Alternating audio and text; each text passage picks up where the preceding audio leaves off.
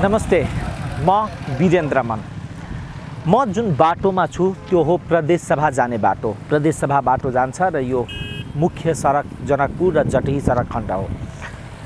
तर एउटा कुरा के देखिन्छ भने यो सडकको अवस्था र लथालिङ्गको अवस्थाले हामी कहाँ विकास गर्यौं त्यसको झझल्को या त्यसको तस्बिर देखाइरहेको अवस्था छ। प्रदेश सभामा नीति निर्माण गर्दो रहेछ। प्रदेश सभामा प्रदेशको यो प्रदेशका जनताको भाग्य र भविष्यको विषयमा छलफल हुन्छ। तर भाग्य र भविष्य कसरी निर्धारण हुन्छ र त्यो सडकमा गएर या भन्ने हो भने सतहमा त्यसको कार्यान्वयन कसरी हुन्छ त्यसको प्रत्यक्ष तस्बिर यहाँको सडकले देखाइरहेको अवस्था छ। यसले दुई तीनवटा कुरा हामीलाई देखाएको छ, बुझाएको छ।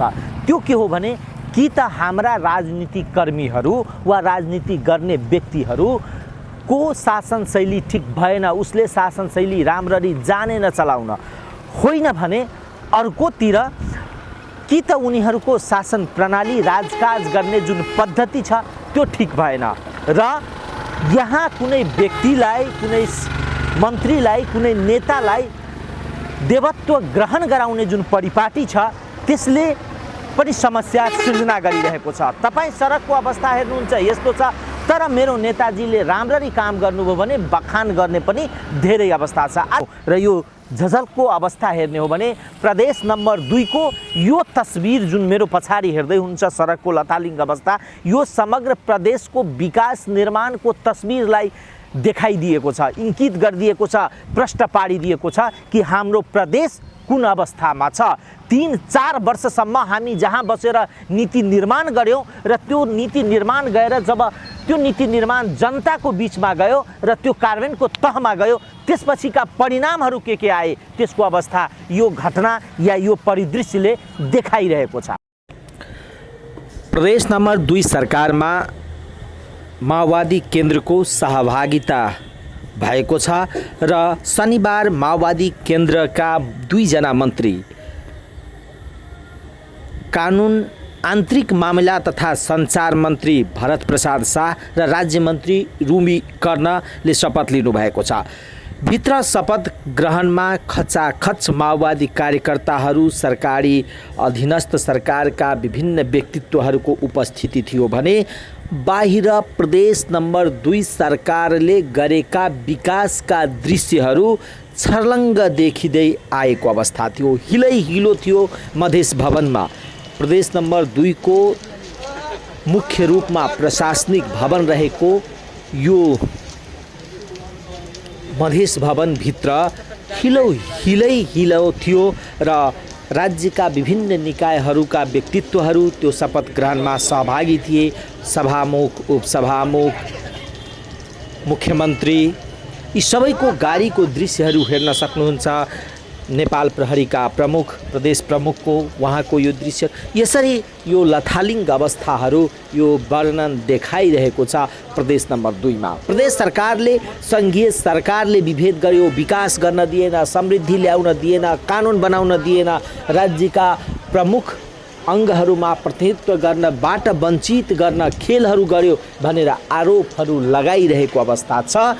तर ती सबै खुदाहुँदै पनि आफ्नै यो प्रशासनिक भवनमा सुधार ल्याउन नसक्ने प्रदेश सरकारसँग जनताले के पो अपेक्षा राख्छ र? मधेस भवन रहेको जनकपुर चुरोट कारखानाको परिसरभित्र नयाँ भवनहरू बनिँदै गरेको छ। नयाँ संरचनाहरूको निर्माण भइरहेको अवस्था छ। जसरी मानौ यो सचिवालय स्थायित्व हो, तर सडक र यसरी हिलोले यो विकास र जसरी आम एउटा टीका टिप्पणी बाहिर भइरहेको छ कि सरकारका मन्त्रीहरू, सरकारका प्रतिनिधित्व गर्ने व्यक्तित्वहरूमा जसरी यो कमिसनको खेल भइरहेको छ, कतै न कतै यसलाई इङ्कित गरेर दर्शाइ पनि रहेको तिनै विषयवस्तु हो। र यो घटनाहरू हेर्दै, यो दृश्यहरू हेर्दै यस्तै लाग्छ, अर्थात् जो आफ्नै संरचनाभित्र पनि विकास गर्न नसक्ने, एउटा बाटो बनाउन नसक्ने, एउटा दुरुस्त, त्यसले अन्यत्र ठाउँमा के पो विकास गरेको होला यो दृश्यले देखाइरहेको छ।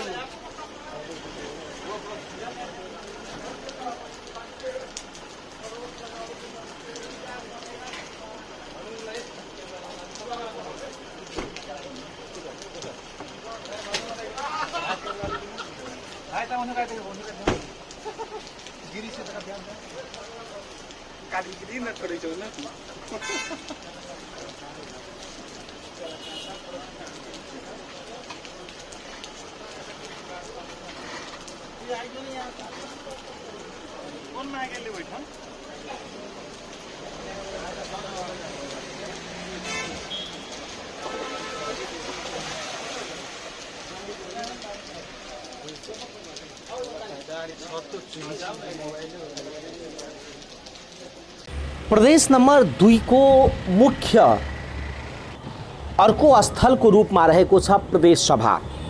जो प्रदेश सभा प्रदेशको नीति निर्माण, छलफल, चर्चा, परिचर्चा, ऐन कानुन, देशका बजेट, प्रदेशका बजेटहरू पारित गर्छन्, त्यो ठाउँको अवस्था हो यो। सर्वसाधारणले सहज रूपमा आवत जावत गर्न सकिरहेको अवस्था छैन र यो सडकको लथालिङ्ग अवस्था पनि त्यही आधारले वर्णन गरिरहेको अवस्था छ।